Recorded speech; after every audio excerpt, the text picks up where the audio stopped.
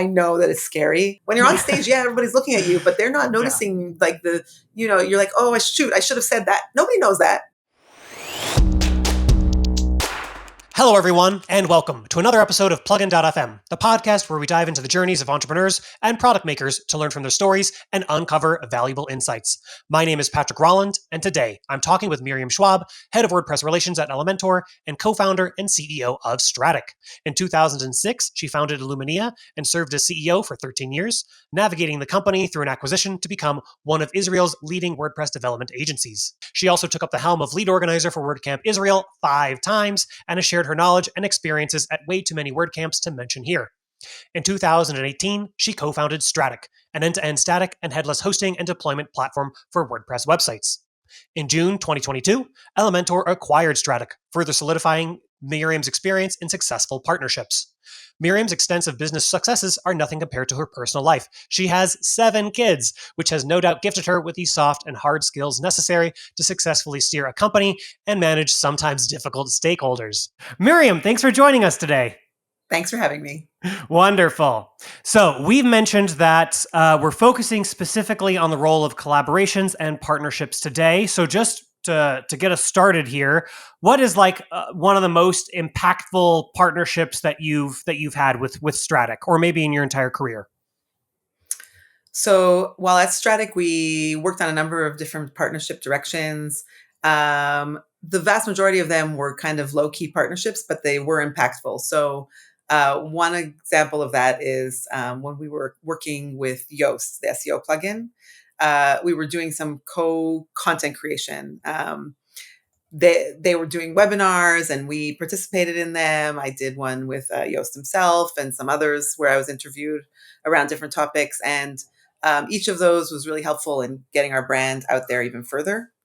But also the reason that worked so well is because from the get-go, we made sure that Strattic supported the Yoast SEO plugin. We're big fans. We think it brings a ton of value to WordPress users, and we wanted to make sure that our users would be able to get the full value of it. So it's very complementary to the Strattic ethos, which is that you should have the best performing WordPress website, and that includes on the SEO level. So and also we're friends with the Yoast team, and so working with them was really, really fun and really great. Very cool. Yeah, so partnerships don't have to be massive. They can just be a small marketing effort, and they can also be, product integrations and other stuff, but they don't have to be massive. One of the best ones for you is just this co-marketing one. Yeah, exactly. I'm a big believer in starting small with partnerships because if you wait until you get to that finish line in terms of the bigger partnerships, then that can take a lot of time and resources and can sometimes be relatively complicated around the paperwork, let's say, and things like that. Yeah. So if you get started on a small kind of low-key level, you also learn what it's like to work together, and you can also learn new ways that you can potentially partner together that you wouldn't have thought of otherwise. So it's a great way to get started, in my opinion. It's a trial run. Love it. Yes. Now, are there any partnerships that have not worked out very well? Are there any partnership horror stories in your experience? So not exactly horror stories, but kind of disappointments. And I can't say that it's the other party's fault at all. Sometimes it was hard to get aligned around where we both wanted to go with it. And it was also hard to allocate the necessary resources. And even though the partnership could have been very fruitful for both parties, and that was clear to everyone, sometimes it just can't get off the ground. And then when that happens in that type of situation where it's clear that everyone would win, that can be quite disappointing. So there were a few of those, and one in particular I'm thinking of, but I don't want to mention who they are because I don't want to in any way indicate or hint that it has anything to do with them. It has much to do with us. But it's just disappointing because we were friends and we both, were fans of each other. And we wanted it to work and we couldn't get it off the ground. Got it. Is that I want to talk about the failures of collaborating for a second. Is that primarily culture issues, right? Is it just one company loves to execute quickly and turn things around in 2 weeks, and the other company's a long-term planner that takes 6 months?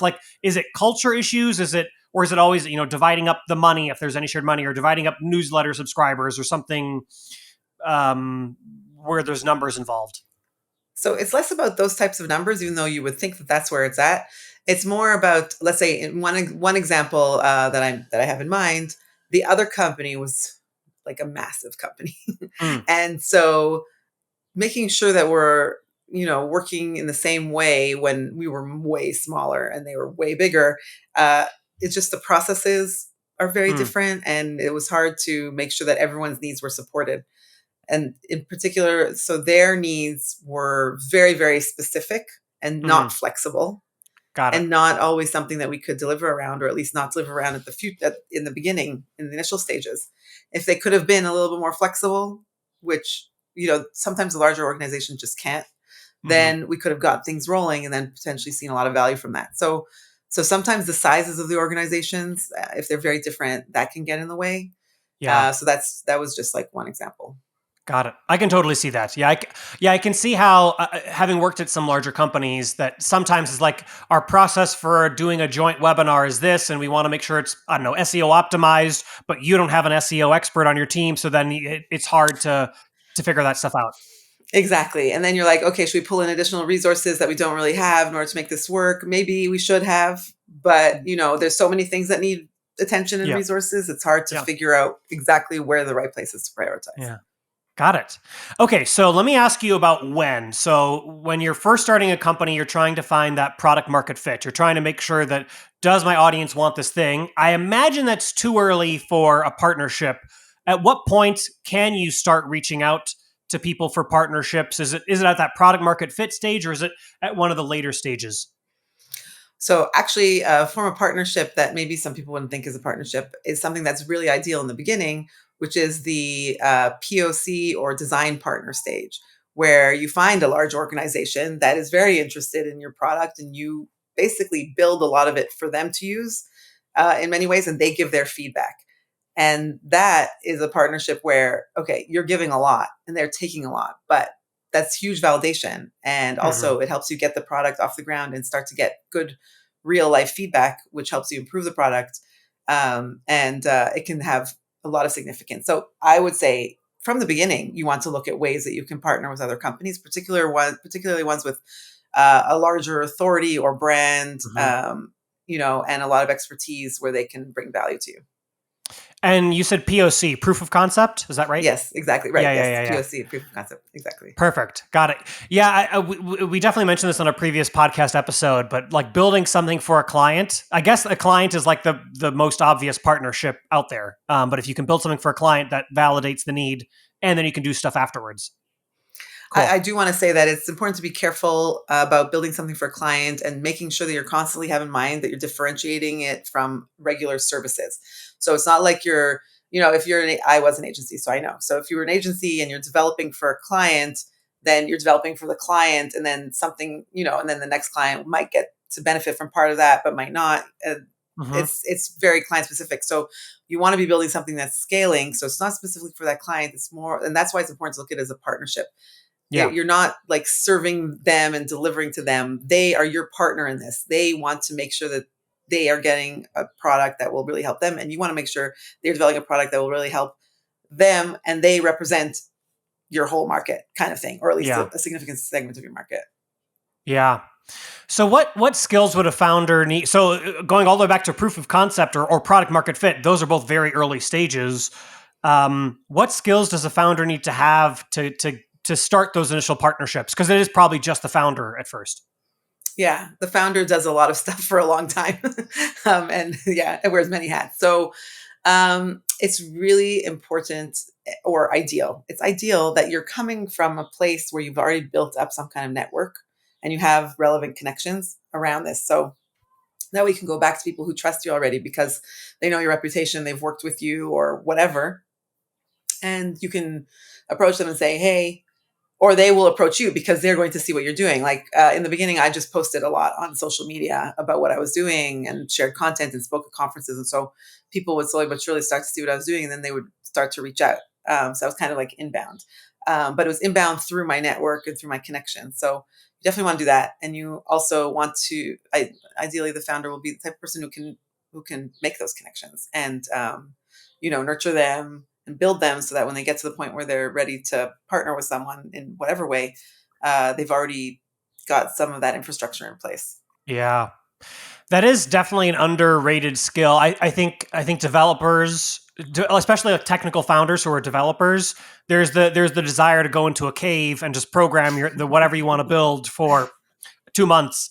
But then if you do Yeah. that, then you have no network to help you promote it and to get it out there and to partner with people. So it's counterintuitive to like spend time networking to make sure that it can be successful as possible.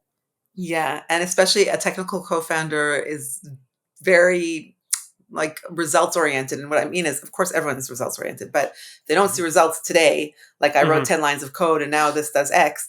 Networking is a very kind of soft Yeah. activity where, the results of it you don't necessarily see for years sometimes, but it's something that you're building up all the time, and who knows, you never know what will come of it. You can't be like, I'll do X and Y will happen. No, Yeah. it's Yeah. not, Yeah. it doesn't work that way. So yeah, so going out and spending time might be something that technical co-founders might not feel comfortable doing.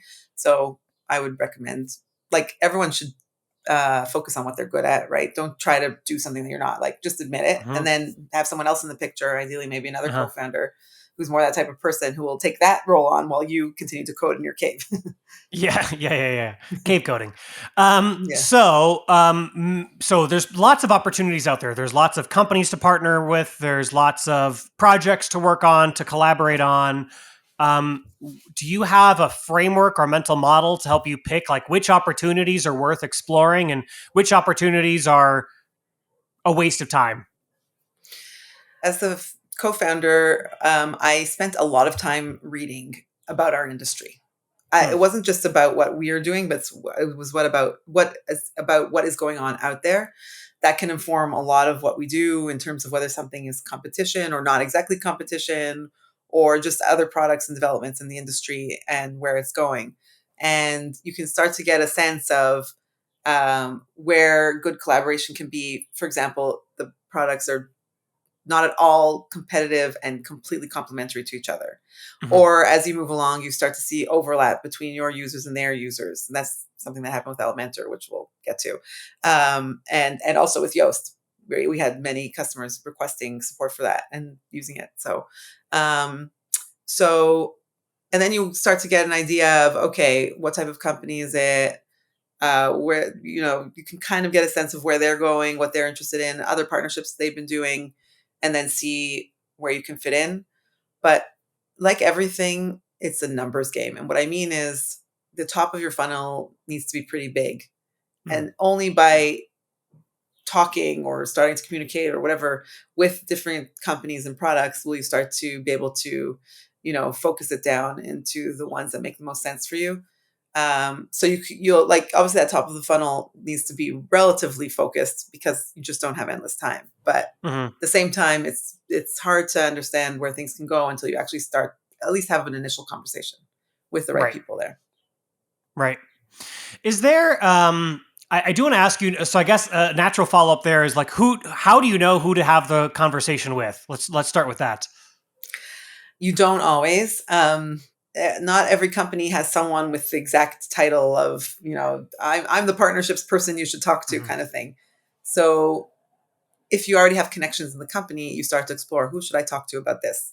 Can you introduce me to the right person? They'll be like, oh, it's so and so, or they'll be like, oh, wait, let me check. I'll ask around and see who the right person is. People are, almost in like the vast majority of cases, happy to help. Hmm. So most of the time that will come through with the person, just someone will just make a direct introduction by email, whatever, and you take it from there and Hmm. have a call. If they don't come through, it's just usually because either they couldn't find the person and it was taking too long and they have other things to do, or they forgot about it, or whatever. It's not necessarily personal, but always ask. Just always Hmm. ask. And also, like, if you don't have connections, you can reach out on LinkedIn and be like, hey, you seem to Yeah. be the person for partnerships, but if, is it you? If not, is someone else? That kind of thing. So I just came back from an email marketing conference, and a friend of mine basically reached. He loves reaching out to each sponsor in person. So I'm curious: is there an advantage to? Is there, I think online you can get bombarded with messages, right? If you're the partnerships person, there might be 100 emails for you one day, and it's really hard to distinguish the really good ones from the bad ones. If you do happen to go to, let's say, a WordCamp or some other event, is meeting in person one of those, like, is that something you should take advantage of, a situation? Oh, absolutely. Nothing can replace face to face. It's the best way to meet and connect and like really understand another person, another company. So most definitely, if you can schedule meetings in advance, Mm, identify who you want to meet with. Like I always set up a Calendly link mm, specifically for the conference, cool. with half-hour increments, 15 minutes in between because sometimes it goes over, Hmm. or sometimes you have to walk around and it takes time Hmm. to get from one meeting to the next. Definitely try to fill your calendar with relevant meetings, and also, by the way, less relevant meetings because you really don't know what can come from things. Well, okay, so let me go back to prioritization. Why would you fill up your calendar with less relevant things or less obviously relevant things? Throughout my professional career or whatever, all these almost 20 years of whatever I've been doing, I found that um, just getting to know interesting people is great. First of all, it's Hmm. great because you can learn a lot from them, Hmm. and hopefully they can learn a lot from you, right? Hopefully it's mutual, mutually beneficial.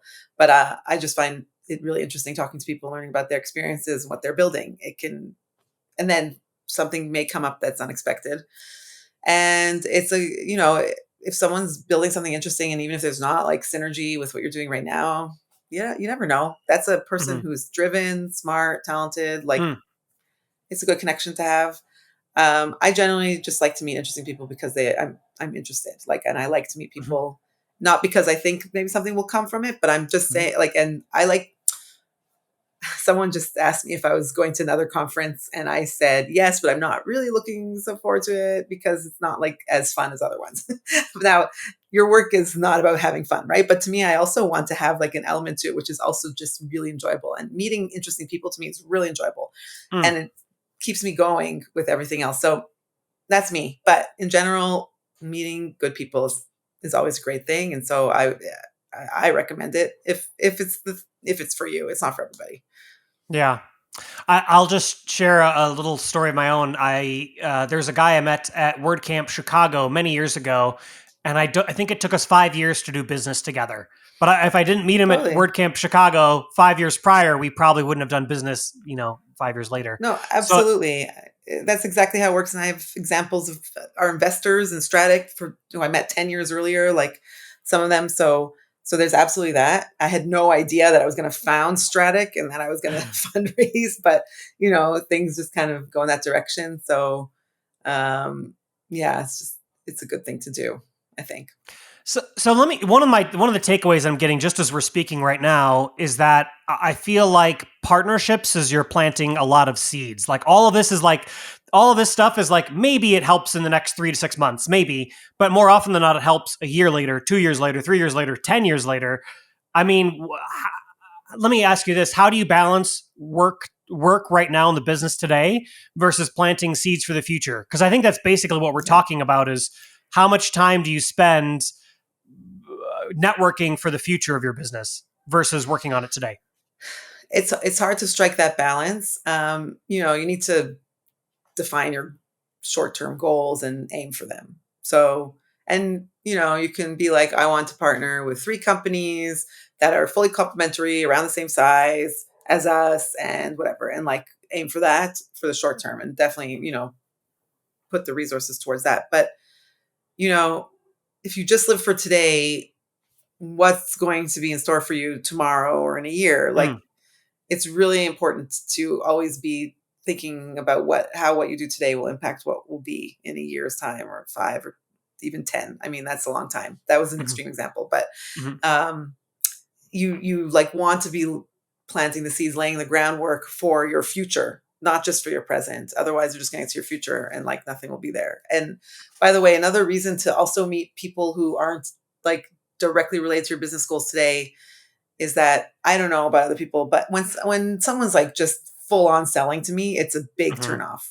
Like I Agreed. don't want to build that relationship because I want to build relationships. In the end, business is about relationships. It's Mhm, about truly each party bringing value to each other. When working on a partnership, I want this to bring value to them, truly, and obviously I want it to bring value to me or my venture. But it's definitely two directional. So anything is built on relationships, and if it's just like full on buy my thing or like someone was like connecting with me on LinkedIn in a pretty friendly way, and I was like, oh, that's cool. But then when we met in person, it was clear that they were like just trying to get in front of me, just to sell to me, right, and that was it.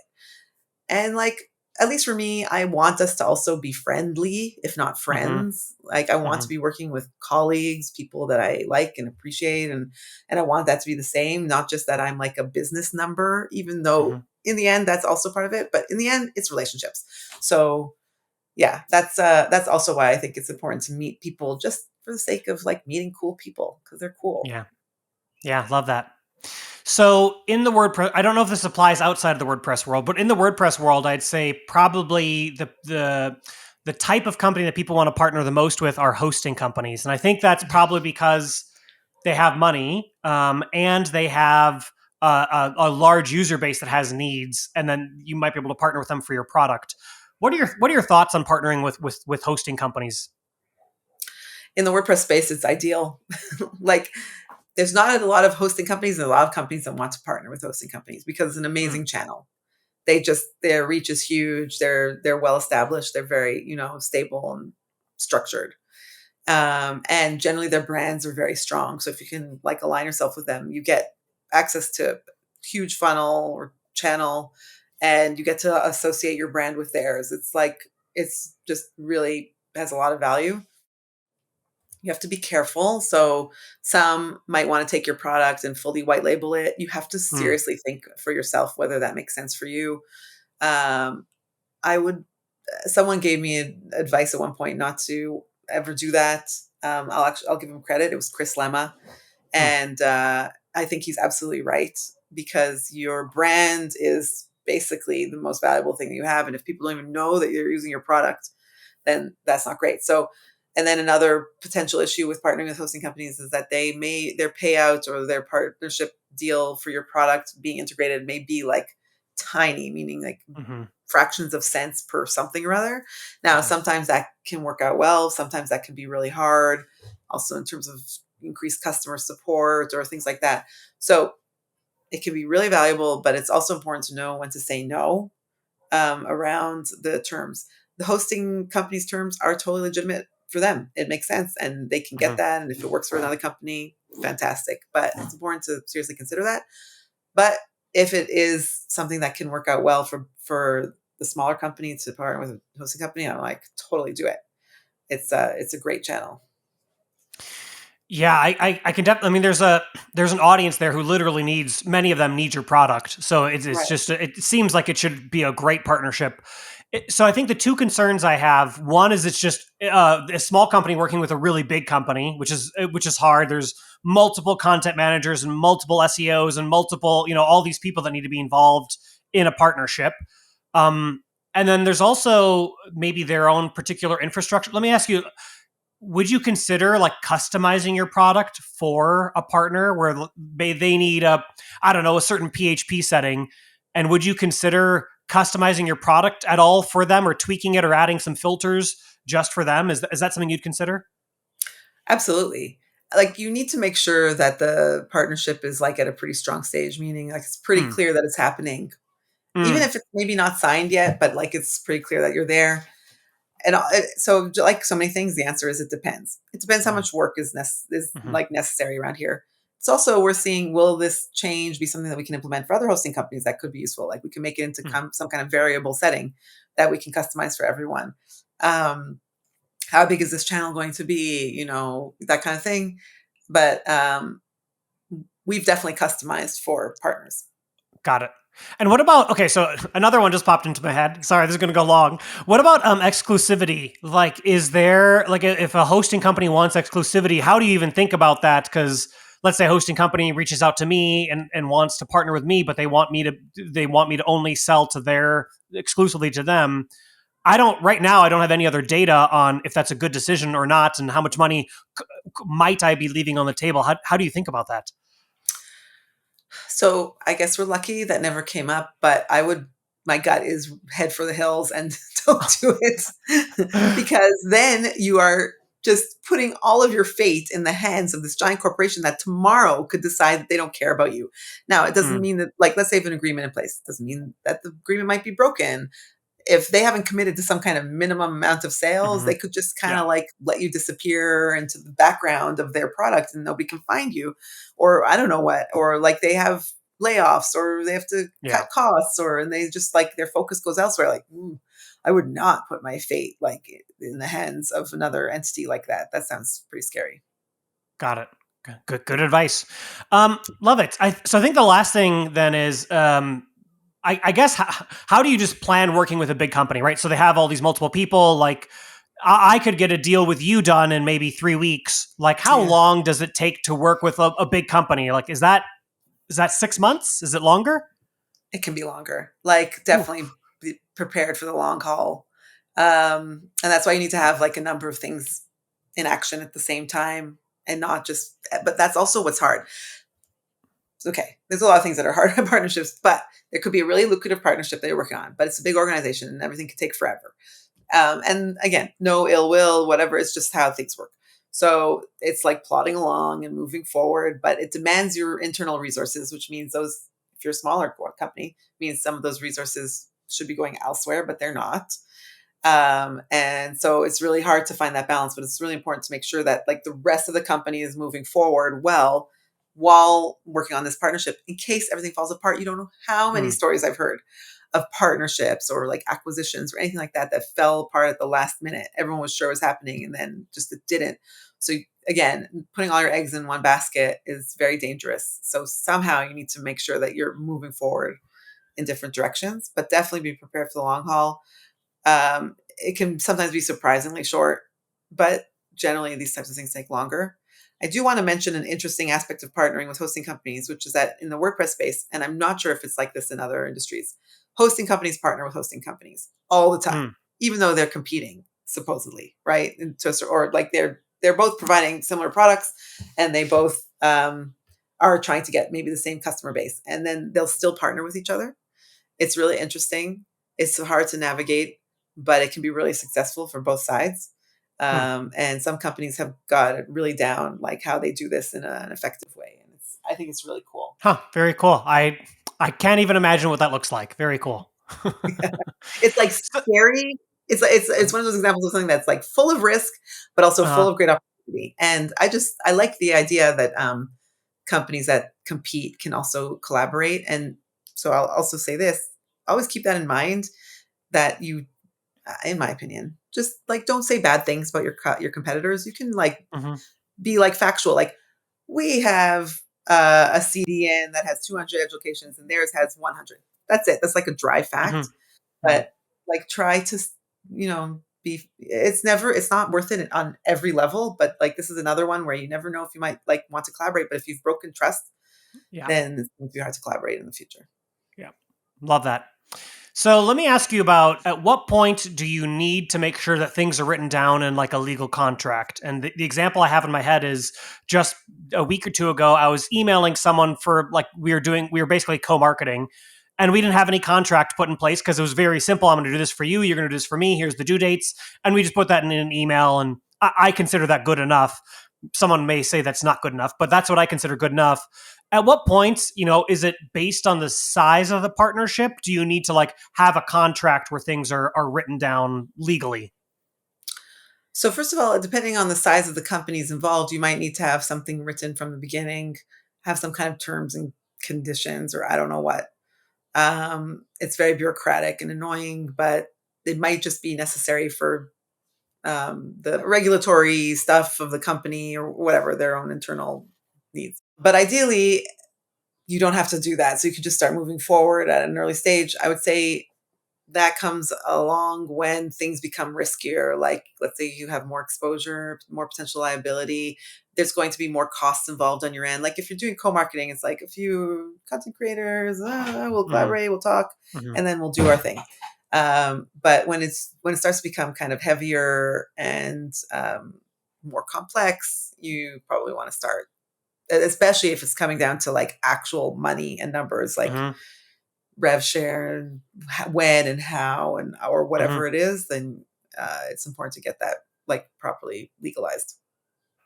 Is there, so I know when you're like buying businesses, there are things, I think they're called letters of intent, if I remember correctly.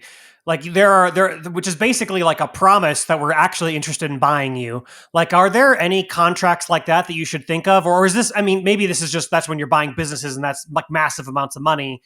But are there like is it ever worth having some sort of like legal letter that says we're really interested in partnering with you? Is that a thing? So it depends what your goals are as a company, but if you're like building your company in the startup model, Mm-hmm. then you constantly want to be proving that there is market interest, that there's product market fit, that there's people out there who want to give you their money for your thing.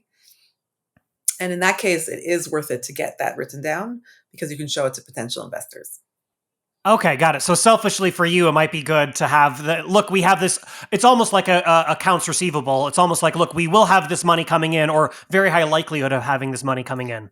Yes. And look, this company has expressed serious intent and interest in our product and you can guide how they write the letter of intent. And Yeah. there's some, often happy to do that. You could be like, we want to buy this because it will save us in costs and resolve these issues and blah, blah, blah. And so we're, that kind of thing. And then it really can show investors, the value that you can bring to your customers. Love that. So I have a double question here. So what are just the pros that working on partnerships has brought to your career, and what are the cons that have come up because of partnerships? The pros of partnerships is that in the end, business is about people. Like nobody's doing business by themselves, whether it's your customers or what's called the design partners that you're working with, or partners on lower, like a simpler level or a more complex level. In the end, all business is done through relationships. And so in my opinion, that brings the most success to everyone when people look for ways to collaborate with each other. It's like, regardless of how far my reach is, I go this far, and that person's reach goes that far. Bring our reach together, we now have this much bigger circle of audience, attention, whatever, brand exposure, and it should be win-win for everyone. And it really is a situation where 1+1 = 3 or more. Mm-hmm. So I see almost everything that I do or we do in business setting as partnerships, including like internally. I'm partnering with teams internally. I'm partnering with other people. Like it's not, it's a different kind of partnership, but these are all just other examples of working with great people who complement you and you complement them to achieve even greater things. So that's how I see it in terms of pros. In terms of cons, the only thing is learning how to navigate that so that it doesn't suck all your time. Because, like, let's say, and this didn't happen to us, but it did happen to us. But I can't mention the big brand. But there was a very big brand that they were running their sites in a particular way, and they really needed something like Strattic. And we were like, this is so cool. It's so clear that they need us. They keep telling us they need us. We're going to save them so much time and like annoying processes and like just solve all their issues. And so we started customizing our product for them. And then at the last minute, they decided like they would rather continue with their annoying internal processes they're just a large organization. Sometimes these things just are like better for them, even though they're not better for them. And that was hugely disappointing. So like I had mentioned earlier, make sure, I totally forgotten about that one. Make sure you are always, keeping things moving in a number of directions so that one thing doesn't take up all of your excitement and energy and then collapse. And you're like, oh shoot, we've been neglecting that, Yeah. Okay, so let's say you finish a partnership, maybe it was co-marketing, maybe it was something else. How do you measure if it was successful? You look for, certain types of obvious numbers, like there's like the soft stuff, like was there more mentions? Was there more attention? Did we get more social media interest, more visits to our website, more click-throughs, more leads? That's the best, and then obviously more customers. Sometimes you can't see the results for some time. It's delayed. So keep an eye on that. We did a webinar after Elementor acquired us about Strattic. to explain what it is. And like we saw people signing up for the webinar like months later. It had happened. The landing page Huh. was still there, but they were still Ah. signing up for it, and somehow finding it. I'm actually not even sure. So Huh. the impact can continue to resonate like down the line, Mm. but basically it's the numbers. Like, did it move the needle Yeah. in any way? Got it. I'm the type of person where I try to set numbers before we do anything. Is that the right call, is to always, whether it be list, email signups or purchases or whatever it is, like I always try to define those ahead of time. Is that the right call? So the first time you do something, you can totally set numbers, but you're totally guessing. You're just Okay. like picking Yeah. numbers out of the air. I'm like, Yeah. well, this sounds like I read somewhere numbers. Yeah. And then after that first time, you can start to learn like what's realistic. Like, okay, well, so let's adjust it and like always aim a little bit higher. Mhm. But the first time you're going to be totally guessing. Okay. But that's fine as long as you're like admitting it to yourself. Yeah. Yeah. Yeah. Love that. So we've talked about Strattic and Elementor and being acquired. I would love to know. I want to get the details now. What were the factors that contributed to the success of that partnership, and then eventually the acquisition? So also pretty early on, we just saw that more and more of our users were using Elementor on Strattic, and more of them were asking us to support different parts of it. Like some of it we just supported out of the gate, but some of it needed our attention in order to make sure that we supported it. And we started investing in making sure we supported it. It was worth our while, even without like a partnership with Elementor, because it was a blocker for some people to join to actually use Strattic. We didn't want that. We wanted to remove the blocker. So we started investing in making it compatible, and then we would like hit certain types of walls or like things that we weren't sure about. And I had connections at Elementor, anyways. I've known the founders for like 10 years. When I was organizing WordCamps, they would sponsor and they would come. They could part of the Israeli WordPress community, so we connected around that. So I reached out and I was like, okay, like we're actively working on supporting Elementor, but we really need some of your developers' input, around certain things. And so we created shared Slack channels, and Mm, we started working together from that perspective. And it's I think a good example of starting small, where mm, you like start to work together and like you see the value. So I think they start to see the value of Strattic. It it made certain aspects of the Elementor experience better for users, and also Strattic's very forward thinking, and our customers were more enterprise, and but like we got to know each other more and more around that from a business perspective. And we at Strattic wanted to kind of formalize that partnership because we were investing so much time in it anyways. mm, We wanted it to kind of be recognized by Elementor. So at one point, also on Yoast, Elementor had a recommended hosting page, and Yoast does as well. I think they still do. And we made sure that we were in both of those. And we did conversations that just kept progressing with Elementor to the point where they concluded that we might as well just fully join forces. It was kind of like that. that sounds. I mean, you weren't specifically looking for fully joining forces, but you were looking for some sort of validation or from them. But it turned into more than that. We were looking for validation because they're a much bigger brand than us, and also Yeah. exposure to their humongous user base. Yeah. This was, I mean, we started working on this with them maybe 2 or 3 years ago. So it was like maybe 10 million active installs. Now it's over 13. It may have Hmm. been less, but it just was clearly growing, and, clearly bring a lot of value to many users. And we wanted to bring value to those users as well. And just, yeah, trying to get exposure to that user base. Fantastic. So you are a mother and you are a passionate advocate for inclusion and female empowerment in tech. I would love to know, what advice would you give to women who have a passion for building products and entrepreneurship? One thing that's really helped me in my career is speaking at conferences.